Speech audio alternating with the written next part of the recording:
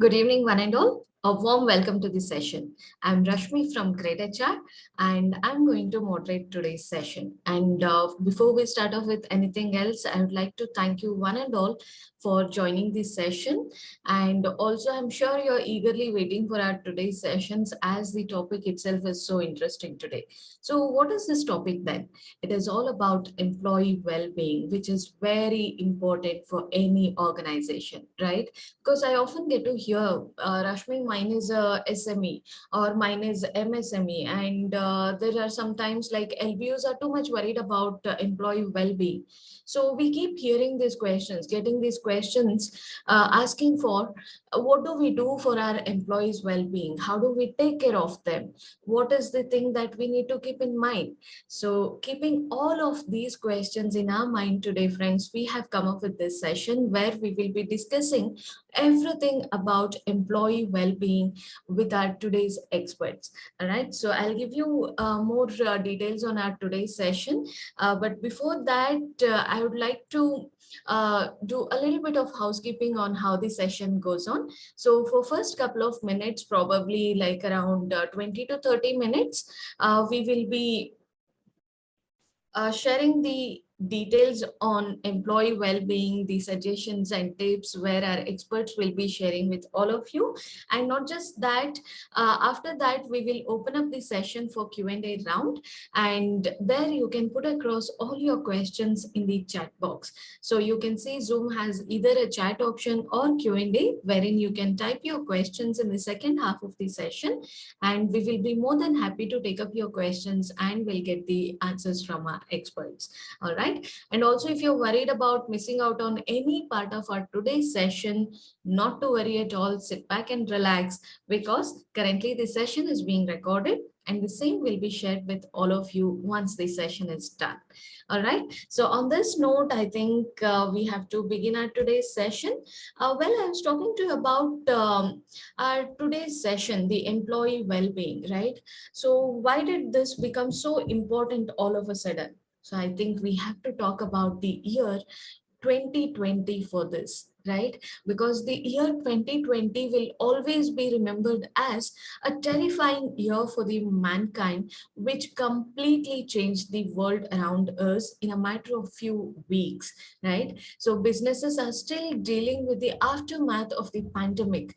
This resulted in the embracing of technology and digital platforms by companies more than ever before, right? So while there was rapid shifts from remote and then to hybrid, then employee well-being and wellness programs, all of these were reshaped to support the workforce at various levels. So today we will take a deep dive into the employee wellness and the landscape and explore the various facets of it in detail with our two esteemed speakers of the session, Mr. Sanjeeb Lahiri and Ms. Ayatakshee. So let me introduce our experts to all of you and then take the session further. So to tell you more about Mr. Sanjeeb Lahiri, so Mr. Sanjeeb Lahiri is a CHRO GRP Limited. He's a seasoned HR professional with more than 2 decades of experience in managing human resources across industries, with a proven track record in formulating and managing people strategies and practices of organizations, which also include startup businesses in various countries, like not just in India, but also in Europe, Asia, and Africa. Not just that, Mr. Sanjeev is a C-suite HR professional with an experience at a global level in information and communication technology, trading, and distribution, manufacturing, and holding companies, which also include startups again. So prior to working with GRP, Mr. Sanjeev has worked in the telecommunications and international trading and distribution industry in companies like Tata Communications Limited. So, sir, we are happy to have you here in the session. It's my privilege as well. Thank you. And also, dear attendees, we also have our another honorable speaker today, Miss Ayatakshee. So let me tell you more about Miss Ayatakshee here. So Miss Ayatakshee is currently working as an assistant professor, Department of Psychology in Christ, Bangalore. So she had done her doctoral level study from JIS, Mumbai, and the fellowship of ICSSR, Ministry of HRD. She is also a visiting fellow in the University of Cambridge, UK, and prior to academia, she has worked with major industries such as Schneider Electric, HP, and Allstate India in the area of employee learning and development. So her research interests are coping the behaviors, workplace toxicity, well-being, and indigenous psychology. So, Ms. Ayatakshee, once again, a warm welcome to the session. We are glad to have you here. Thank you. I'm privileged as well. All right, so this was about our esteemed speaker, dear audience, and I think now we can head towards our questions. And as I was telling, we are going to discuss everything about employee well-being and employee wellness today. So while I talk about this employee well-being and employee wellness, there's often this assumption that both this employee wellness and well-being are one and the same, right? Like they assume that it is the same concept. So I would like to start the session with the most fundamental question to Ms. Ayatakshee. So Ayatakshee, what do you think? What is the difference between employee wellness and well-being, and how important it is for the HR professionals to understand this difference before developing the wellness program or framing of any employee wellness policies? Thanks, Rashmi. That's a very pertinent and a very important question, I must say, because as you correctly mentioned, employee wellness and employee well-being is used interchangeably. And what happens is when these concepts are used interchangeably, it adversely affects the policy making, in organization. So it becomes very important to understand the nuances of these words. So before I start talking about what is the difference, let us understand what is health, right? Because health forms the basis of wellness and well-being. So when we think about health, or when we talk about health, what comes to our mind? It means absence of any disease or absence of any pain, right? And that was the traditional definition of health. But much later, World Health Organization has kind of looked into health more holistically, and it has kind of encompass the physical aspect of health, the emotional aspect of health, as well as the social aspect of health. So so, what is well-being basically? Let us understand what is well-being. So, well-being is more holistic. So, when we talk about well-being, it has components not only of the physical health, but it does have other components like the emotional, psychological, social, and other aspects. Whereas wellness is part of well-being. So what happens is when we think of well-being, it is an umbrella term under which the wellness comes, right? So when organization designs policies, the mistakes that they make is they focus only on the wellness, and therefore it becomes restricted only to the physical aspect of health as well as the mental aspect of health. So the organization need to go beyond this definition of wellness. So how I see wellness, or how I can explain wellness, is just like a continuum. Okay. So uh, at the right side is the optimum level of wellness, and on the left side is the maladaptive concept of wellness. So wellness is a state. It can vary, and it is ever changing and dynamic. So organization need to be very mindful when they frame policy about this aspect of wellness. Yes, I think I have uh, explained the differences, and I think now the organization would understand these nuances of these terms and frame the policies. Thank you. Thank you so much, Ayatakshee. Thanks for clarifying the difference between these two. So, since we are already talking about the difference between the wellness and well-being, I would just like to add one more question here. The question here is, what are the various aspects of well-being that organization need to consider then? Yeah, that's a very relevant question, Rashmi, again, in continuation to what I have spoken. So, well-being, as I mentioned, is a holistic concept, right? And some of the components of well-being are physical. The first is the physical well-being. So when I say it is physical well-being, what organization need to look into is the person able to carry out the business on a day-to-day basis?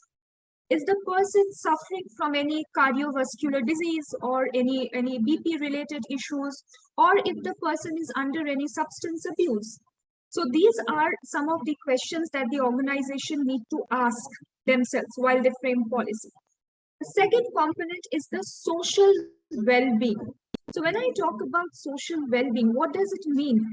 Is the employee or is the organization supporting the employee to make a meaningful connection with the other employees?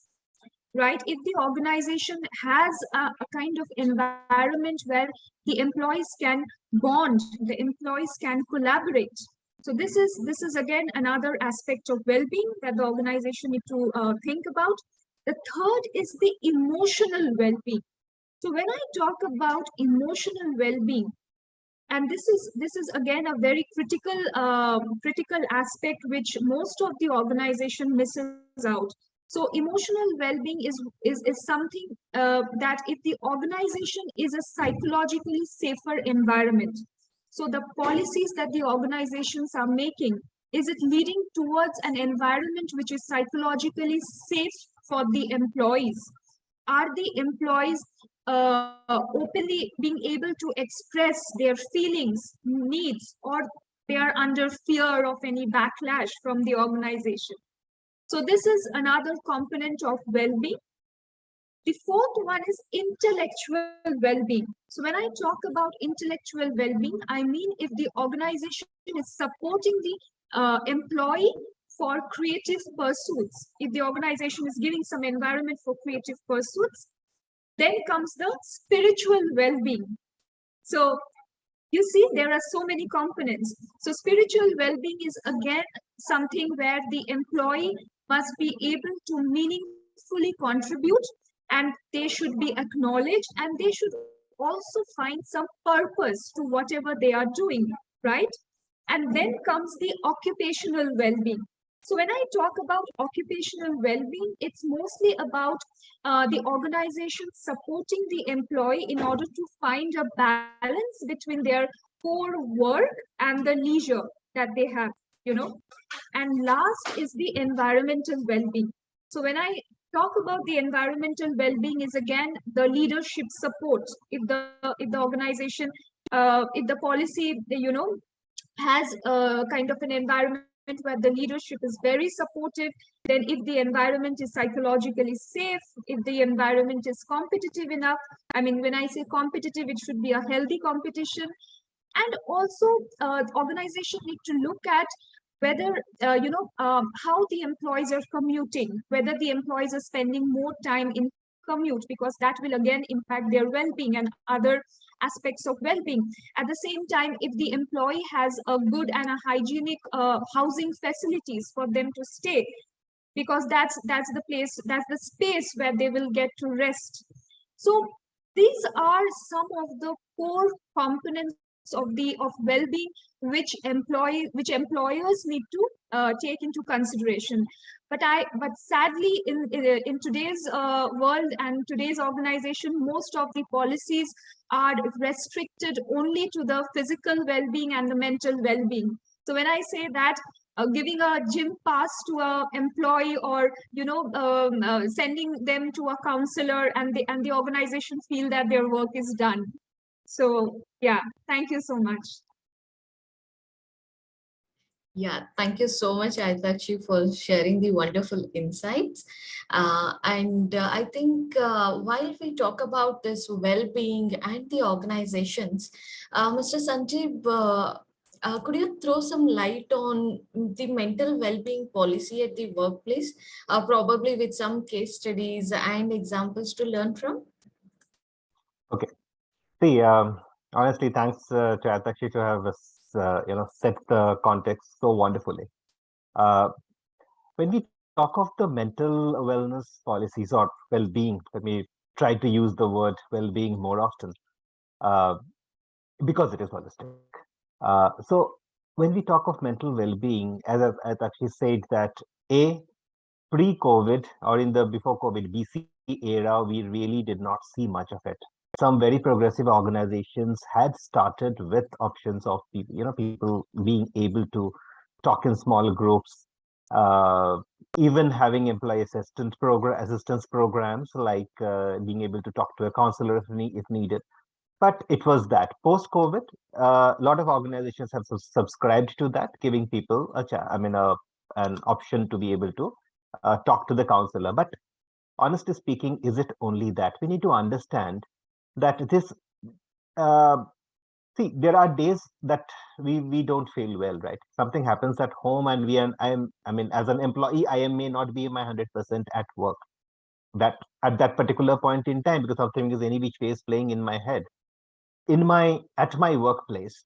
If if if I am not a person, if I am not able to speak out, if I am not able to probably do my best, yeah, if the relationship with me and my peers or my manager is not the way I think it should have been, all of these comes across to work. When we talk of mental wellness or well-being policies at work, uh, this is one piece which I think most of us, are probably lacking to bring this up. We think, if I most of the case studies that I have seen, most of the organizations, they have done two things. One, they have appointed somebody as a counselor. If you have any problem, go and talk to the counselor, and or we have subscribed to a health app. I'm not against it. As you rightly said, Rashmi, when you were introducing the topic to all of us, that there's been a plethora, there's been an upsurge of usage of technology in this era, which is absolutely welcome. However, as organizations, we have signed off. I mean, we chose to sign off, but not my current organization, but then with something, and we say, okay, now so we have done our bit. I think the key is to first make people aware to understand what is happening in the head. Is there an emotion that I am going through as a person? Each one of us, right? Second is, do we have so these kind of awareness programs? It needs to happen in organizations simply to make people aware, because whenever we talk about anything related to the mind, there are very different approaches to that. We somehow have a taboo of not being able to talk about it or don't want to talk about it. Therefore, the what I actually also rightly said, that organizations need to come. A few organizations have started doing it that way. In my organization, we are doing it in baby steps on that. That if I need help, I have all the mechanism to come up and raise my hand and say that, guys, I need some support, without a fear of backlash, b a fear of any kind of a discrimination against me. Uh, and the third aspect of it is that how do we ensure that this is prevalent across all levels of the organization. My current organization is into manufacturing, and in manufacturing, we have a large workforce, and the workforce is concentrated in the units. The dynamics of that workforce is very different than what we sitting in offices feel. There's a lot of social pressure out there. So therefore, how am I taking care of particularly my blue collar workers, you know, my entire workforce, and rather giving them the opportunity to experience this in the same way, because mind for me equal to mind for them. It is. I mean, it's a human phenomenon, right? It has nothing to do with levels. So some baby steps have started happening across the organization. Generally, today, if I have to quote case studies, sadly, I will end up quoting all that organization X has done, ABC, which is either putting to a counselor or having done some fun sessions, and third, subscribing to an app. I think the awareness to all of us as an organization is also coming to look as the overall mental stroke emotional well-being in a little broader context. I hope I have answered you. Sure, sir. Thank you so much. Also, sir, when we talk about the organizations, I think the categorization is not just as whether it's the IT company or just the manufacturing unit, or not just that, but also we have mix of employees there, right? There could be someone like a fresher, or there could be some employee who has been in the company for quite a long time. So why I'm talking about this is the expectation of an employee from a wellness or well-being standpoint may be different at different levels, right? So what a fresher might expect from an employer may be completely different from a tenured employee. So as a HR, how do I analyze this and find out these different expectations and help them at different levels to create a balanced workplace? Could you please share your thoughts on this? Awesome. Thanks for this question. I think the HR professionals or the people professionals like us have a big role to play here.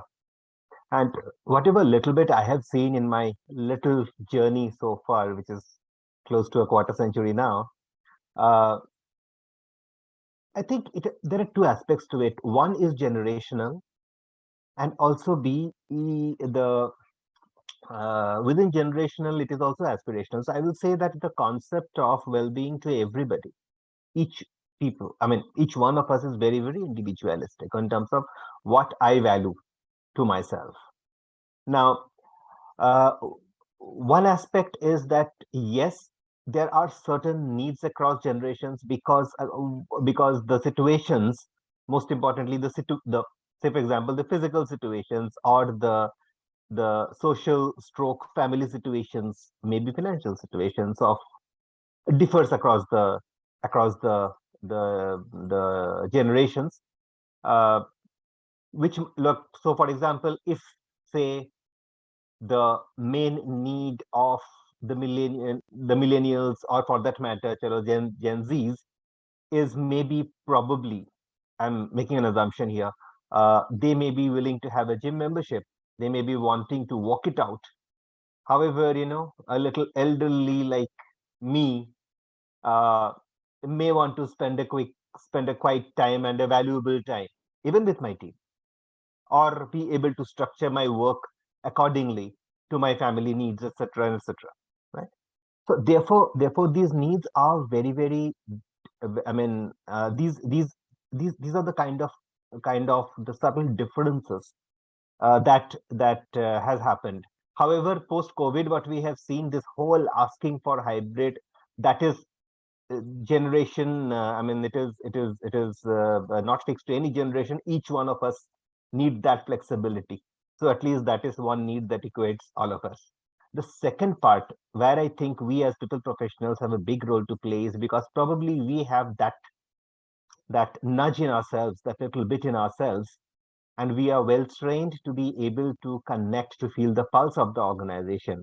And more often than not, I think we miss out doing that, getting into our own rigmarole of managing payroll and managing attendance and enforcing policies.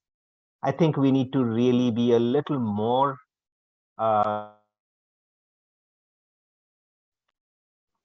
a little more outgoing, to be able to connect with parts of the organization, with across the organization, and try to pick up data, subtle, which will not come out, which may not come out through any surveys, but that is only that can happen through both verbal and non-verbal communications. If you're able to do that, I'm sure we will be able to add a lot of value to the organizational leadership, irrespective of the type of organization, in terms of what it is that my workforce needs. Because once again, need per workforce per organization will be different. Absolutely, sir. Thank you so much for sharing the insights. So I'm sure it is very clear for all the HRs today in our session on how to analyze and understand what each of your employee needs when it comes to employee wellness or well-being. Okay, so while we are talking about employee wellness, Ayatakshee, you have very nicely differentiated the employee wellness and well-being. So speaking about employee wellness, do you think there is a direct link between the employee performance and productivity when it comes to the organization and employee wellness? If yes, can you please explain us how? Thank you, Rashmi, for the question. So before I answer this, I would like to share data around this. Okay. There's very interesting Gallup study that has been done related to this particular aspect, and where it was noticed that more than 90% of the business leaders actually promote wellness programs because they feel that it is directly related to performance and productivity, as you have mentioned. In fact, more than 50% of the business leaders felt that performance is very critical. Now the question comes, what is the difference between performance and productivity, right? So, so how we see performance and productivity is basically performance is the qualitative aspect of work, right? And the productivity is mostly the efficiency or the quantitative aspect of the work. So there are, I mean, in the same study, there are some of the top organizational priorities that are related to the health, and they have very clearly delineated, and more than 60% of the business leaders have said that productivity and performance is very important and it is directly related to employee wellness. In fact, some of them have also said employee engagement, morale of an employee, and benefit cost reduction. But the problem is how leadership actually perceives this entire gamut of employee wellness. So there are two ways how the leadership perceives. The first way is they see it as an investment in the human capital, right? And the second thing that they see is it is a healthcare cost containment. So they invest in a wellness program so that the future cost is curtailed for the organization. For example, insurance cost, because insurance cost of the employee is the biggest headache for the HR managers, right? So these are some of the ways. So what the business leaders, what they need to do is they need to broaden the value proposition. They need to broaden the value proposition that is related to the employee wellness. So now coming back to your question, like how employee wellness is linked to performance and productivity. So there are tangible benefits as well as intangible ones. So the tangible ones are quite evident. For example, wellness programs would of course reduce absenteeism.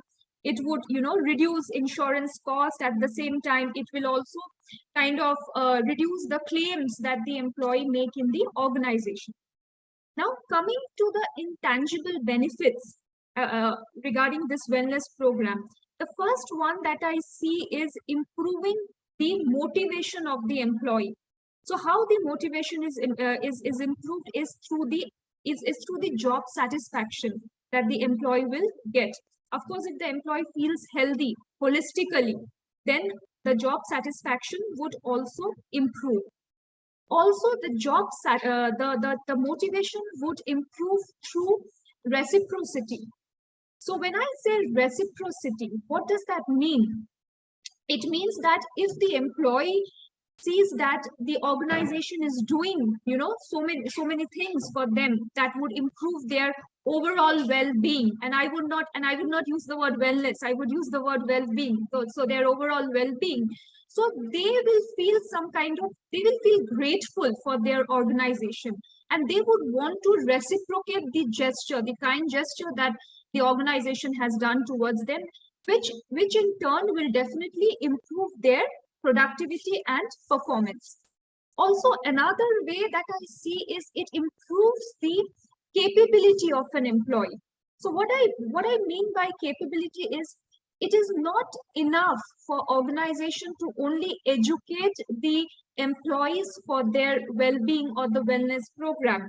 It also becomes important that the employees take some action towards it, and the employers kind of help them to take some action. Because in America, it has been found that most of the obese employees, they don't even know that they are prone to diabetes in the future, and this can happen same in Indian workforce.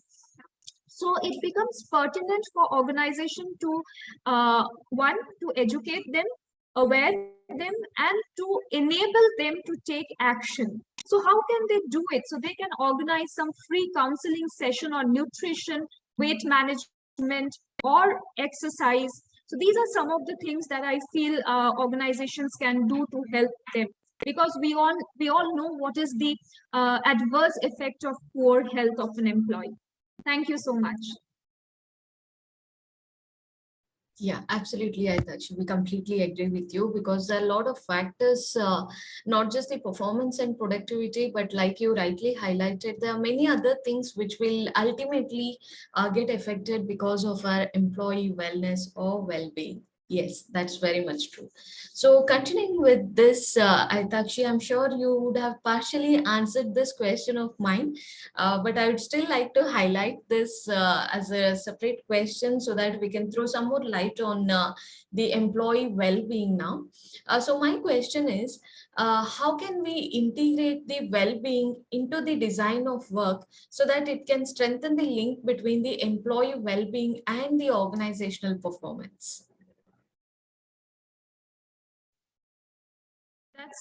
That's a very interesting question again, and also very important, because integrating well-being into the work design is something which is really need of the hour.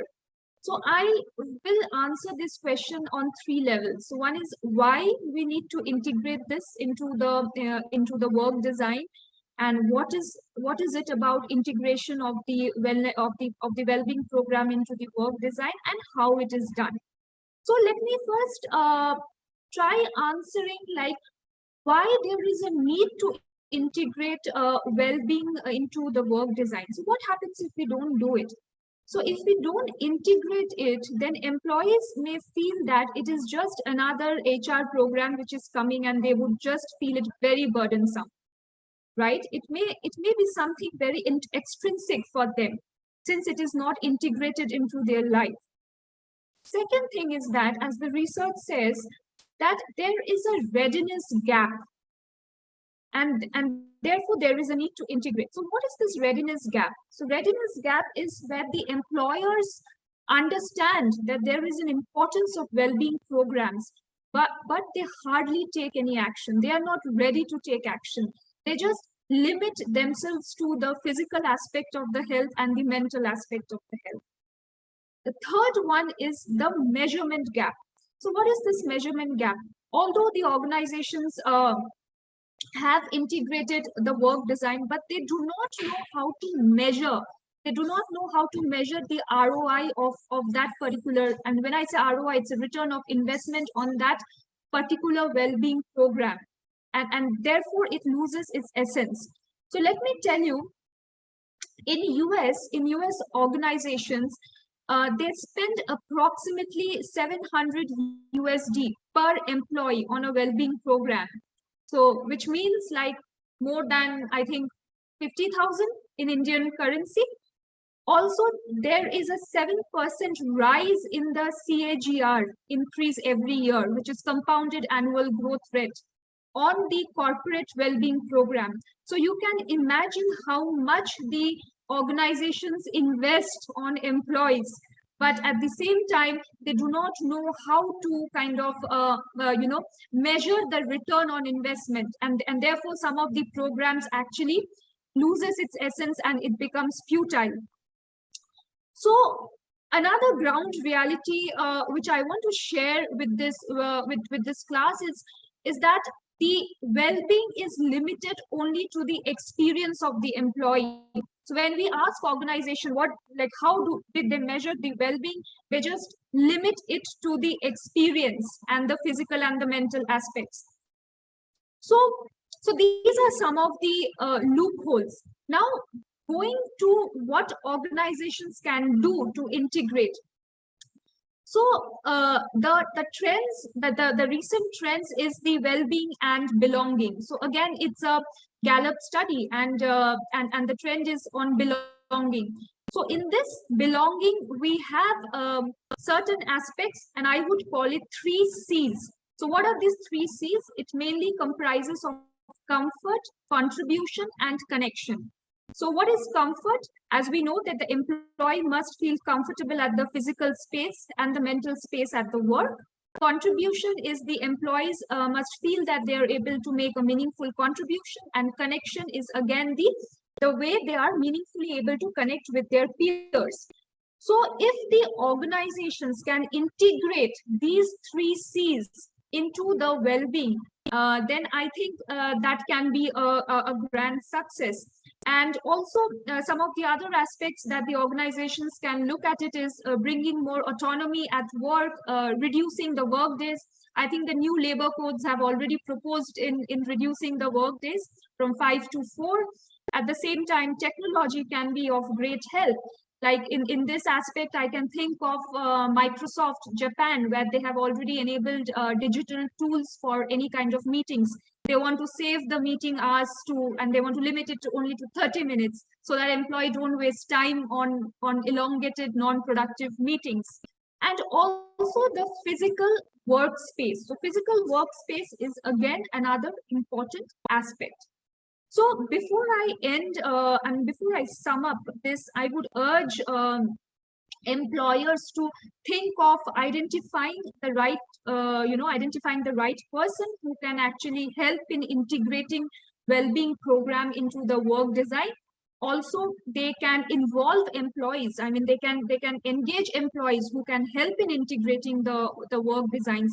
At the same time, and the most important is organization need to analyze the well-being needs of the employees before they can design any such programs. Thank you so much. Sure, Ayatakshee. Thank you so much for sharing all the valuable inputs. And sir, Mr. Sanjeeb, while Ayatakshee was sharing her insights with us, one of the important factors came up, the ROI for the companies, right? So I have a question on that for you. So according to you, what are the key indicators of measuring the ROI of employee wellness and benefits policies? Okay. Yeah, before going to the ROI, let me first talk about a little bit, just to add to what Ayatakshee has beautifully explained. Just very at a very basic, if we are cognizant of our workplaces or our work designs, I'm sure all of us would be able to identify through common sense what are our spoilers, right? I'll give you, if I give you example of my organizations. As I said, manufacturing, we have a considerable amount of manual work, and there is some amount of work which can be really tiring, right? So for some of our work processes, we have made it mandatory that somebody who is doing this job role has to rotate every 2 hours, because it is not physically possible for any person to continue working that in that particular area beyond, I mean, continuously with the same level of productivity. So there is a mandatory rotation of people over there. Taking this example forward, once we do it, what happens from the person's perspective? So the person, therefore, at the back of the person's head, I'm sure the thought process of the organization being considerate to the challenges and thereby accommodating and allowing the person some amount of a light work. I'm not saying rest, some amount of a light work for the body to be recovering and going back to that workplace will be. So this whole amount of, you call it gratitude, or acknowledgement acknowledgement of that consideration definitely plays in the head, thereby may increase the belongingness, right? May increase a sync with the purpose, if I may. So it is actually a continuum. Very basic things. If I'm sitting at a place and right now I'm using a laptop, now if physically, I need the laptop to be brought up, or I need a system, or I work in a place where it is the illumination has to be fine, the ambient environmental conditions, call it AC, call it ventilation, etc., is comfortable. By default, productivity will increase. Right now, coming and trust me, it does not. Most of it. What I have seen in my little journey is common sense. We have to just use it, pick it up, and start using it. Factors for ROI. I mean, Ayatakshee, I think, has had already he touched upon on a lot of those. But rather than giving a theoretical answer, if I may say, so the first parameter that I would want to measure is has my productivity gone up? Has my you call it employee engagement score, or you call it my employee pulse survey scores, have that gone up? What is my belongingness quotient telling me? Yeah, what is the trend of my people going on sick leave? What is the trend of my uh, uh, insurance claims? Yeah, or what type of claims are happening? Lot of organizations have started measuring their organizational health index, how we as an organization are faring to that.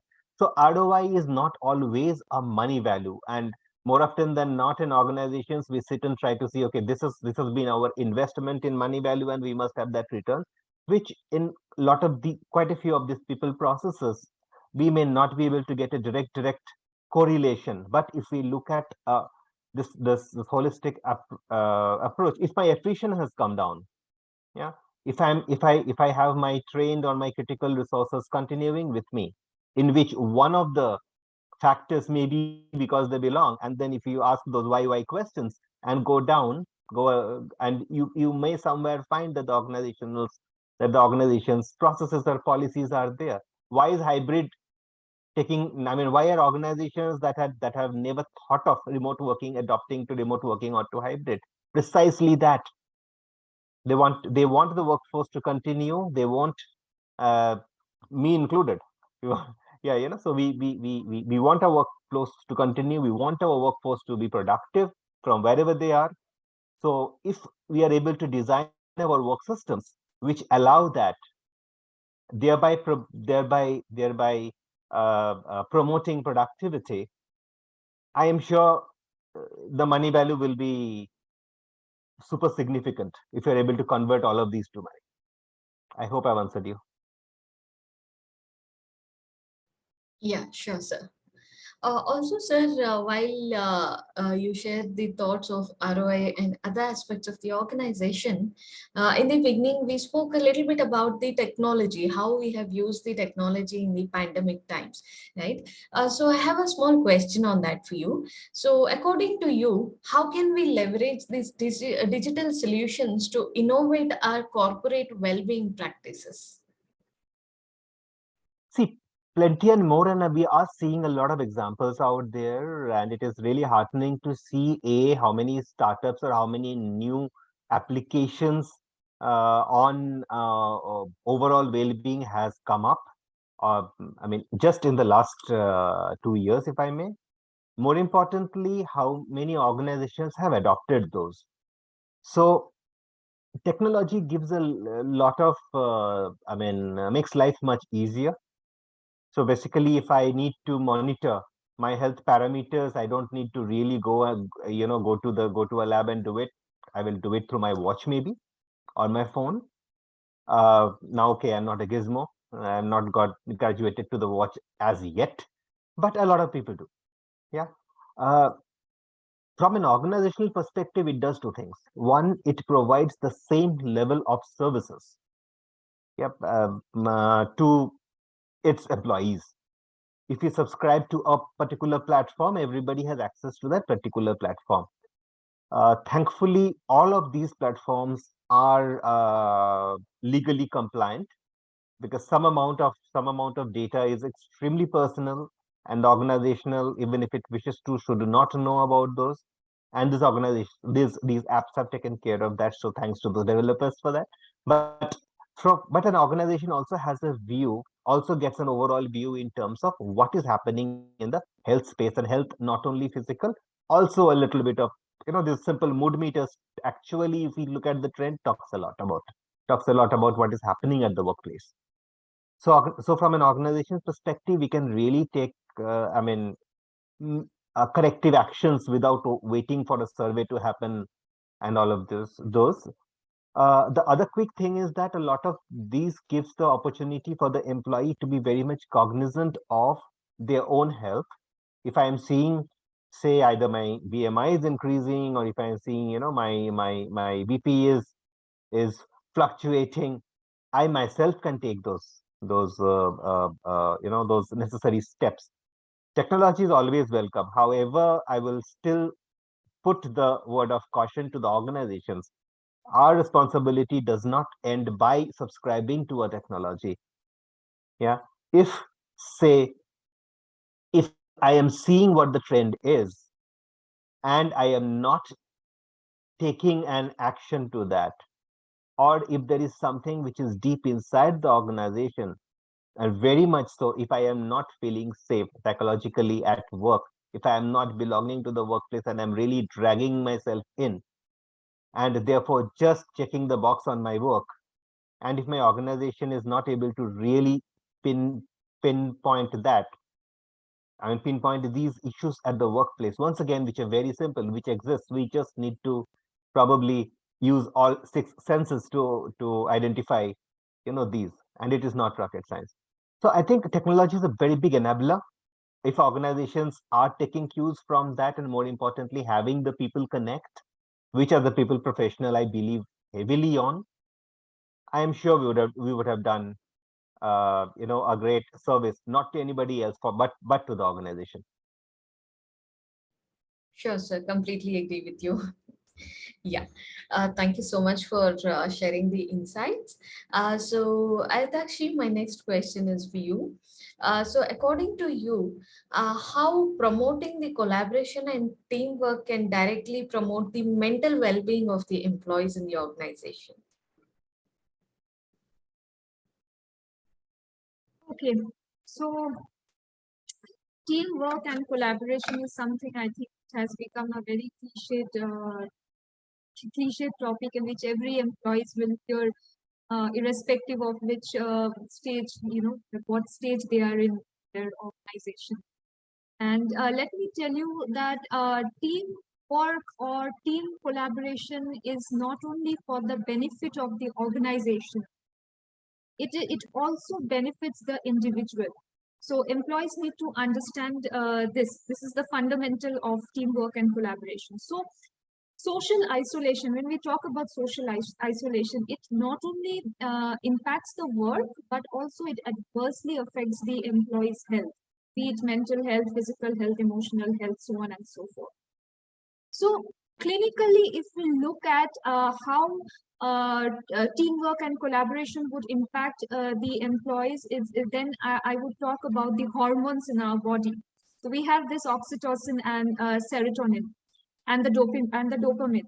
So these are the hormones that gets generated if the employees feel that they are psychologically safer at their workplace, and if they are able to collaborate better, if they can trust their peers, trust their managers, or trust their juniors. So it definitely impacts their body at a physical level or at the clinical level, right? So but the challenge is, like, in this remote working environment, like how these hormones can be released when we are not able to meet anybody face to face. So I would like to share some of the important aspects, rather important practices which are adopted by many organizations. So during this COVID, they have kind of used the concept of joint break.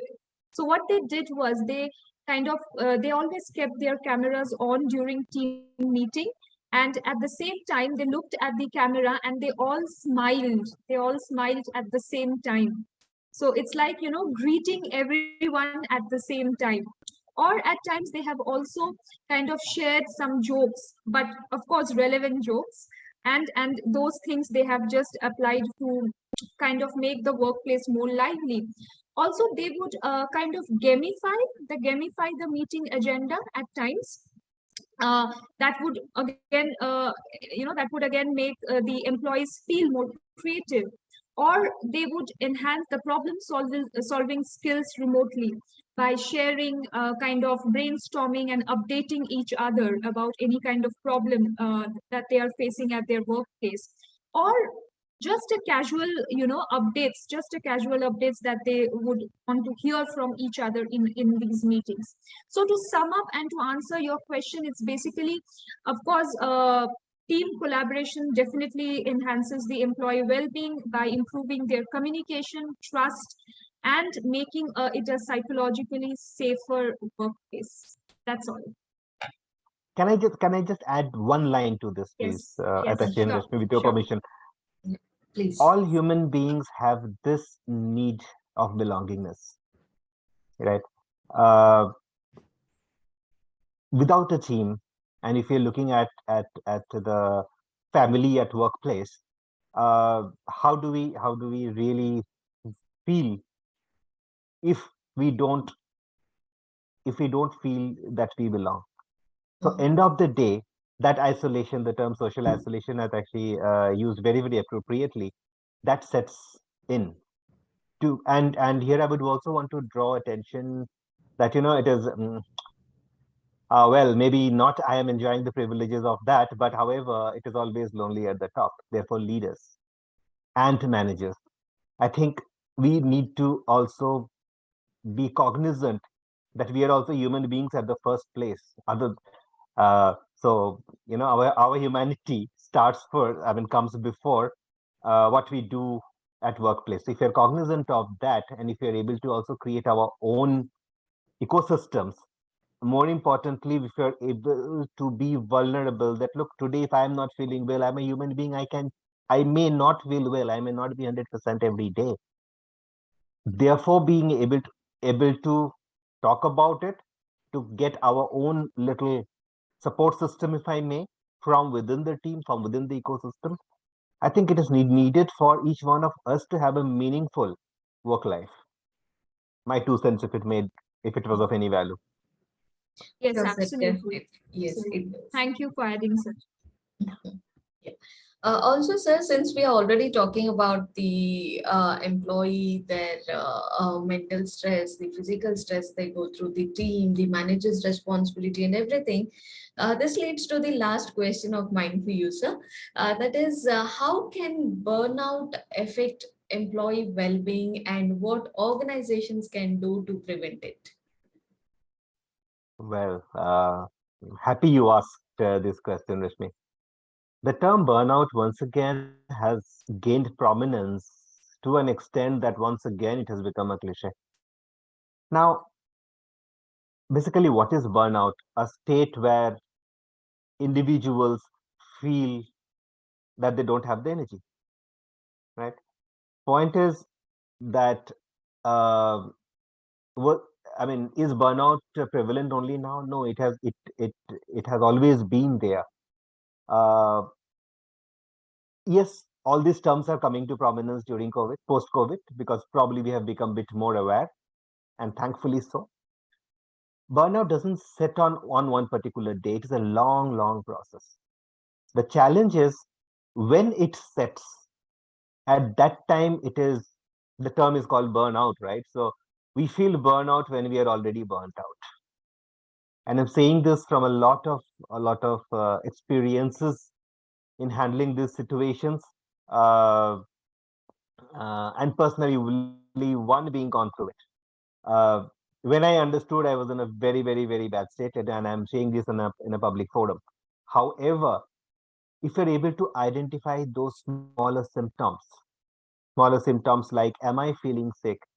Am I not really having the energy to go back to work? Yeah. Or to do anything for that matter. Am I really feeling unwell for long?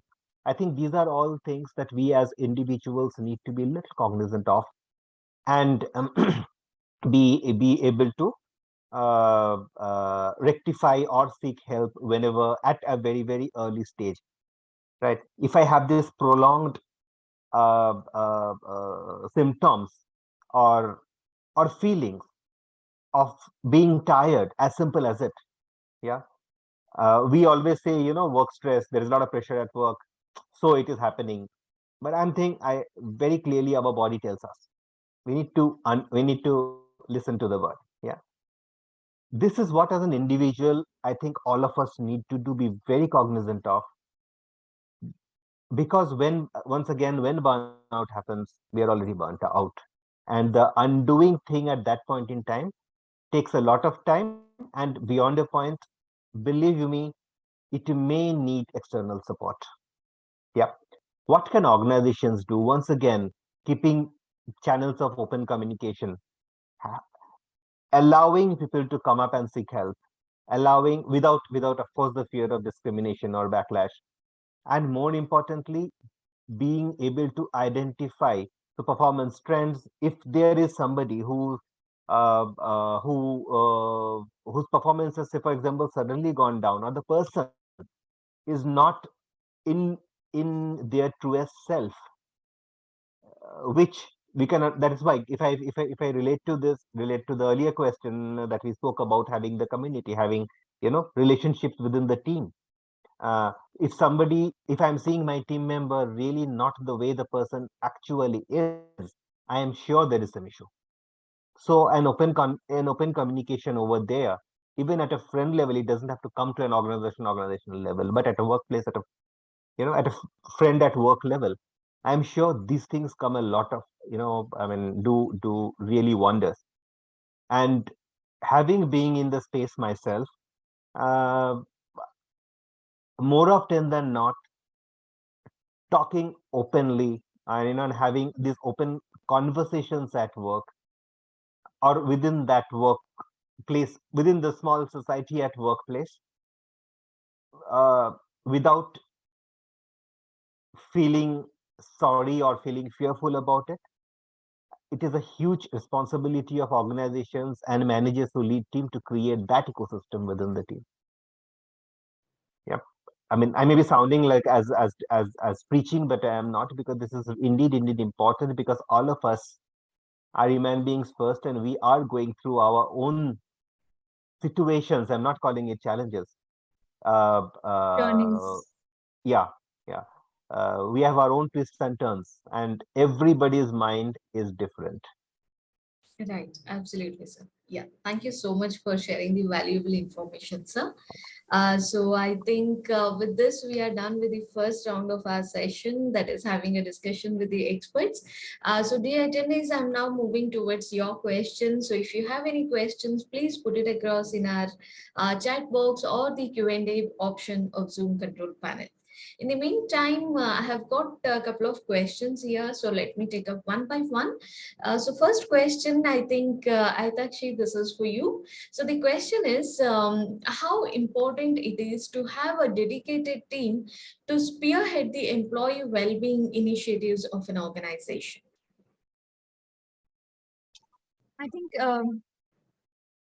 it's very important to have a dedicated team, because the reason being that if the team, they can work as a on a situational basis, and if the team is dedicated, then they can give 100% to the well-being program. They can take it more seriously, and they also follow the processes in the organization.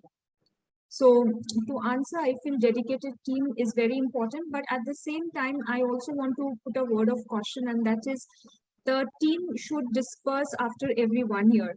Otherwise, it keeps on, disperse, and again, a new team needs to be formed, who will bring some new perspectives, who will bring some new, address some new challenges.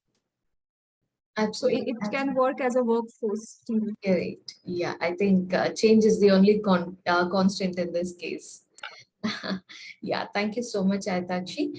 Sir, one of our attendees have this question for you here. So the question is, what are the key attributes to consider when choosing a digital tool to enhance employee wellness program? Oh, well, I am not a digital expert that way, but will try my best. uh, First and foremost, the usage, how easy it is to use.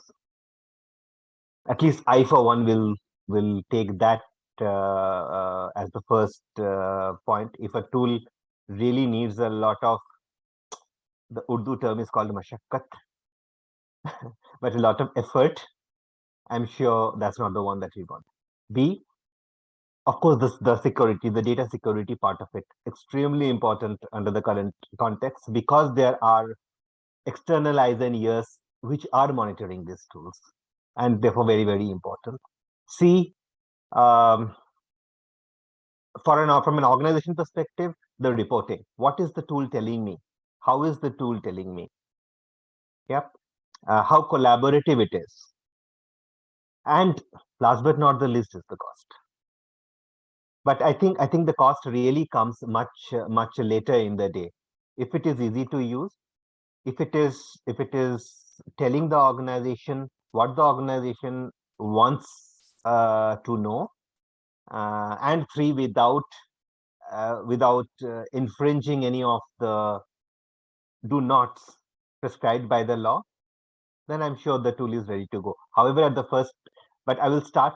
I will just say, before answering these 1, 2, 3, organization needs to ask itself, what does it wants to achieve. It is not because my competitor has a tool, therefore I also need to have a tool. May not be needed. May I add one point here? All yours. Please, I All think. yours. Okay.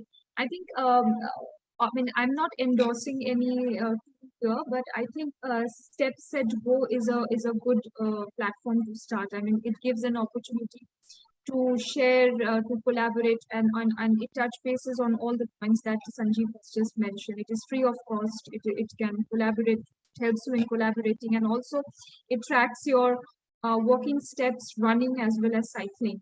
So it's a good tool that one can explore. Sure.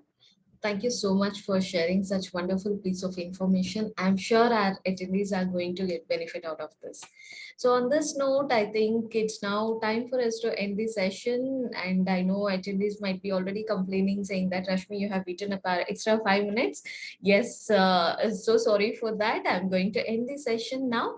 But before that, I know many of your questions might be unanswered. So sorry for that. But what you can do is you can definitely post your questions on our community platform called Great Tribe. The link is already given here on the screen, as you can see. So basically, Great Tribe is the Q&A forum where many HR peers, just like you, post their questions and get the answers from either other peers or from the industry experts. And not just that, you can also write back to us on the mail ID that I'm going to share in the next slide. So if any of your questions are unanswered, please don't be disappointed. We are here for you, and you can always reach out to us.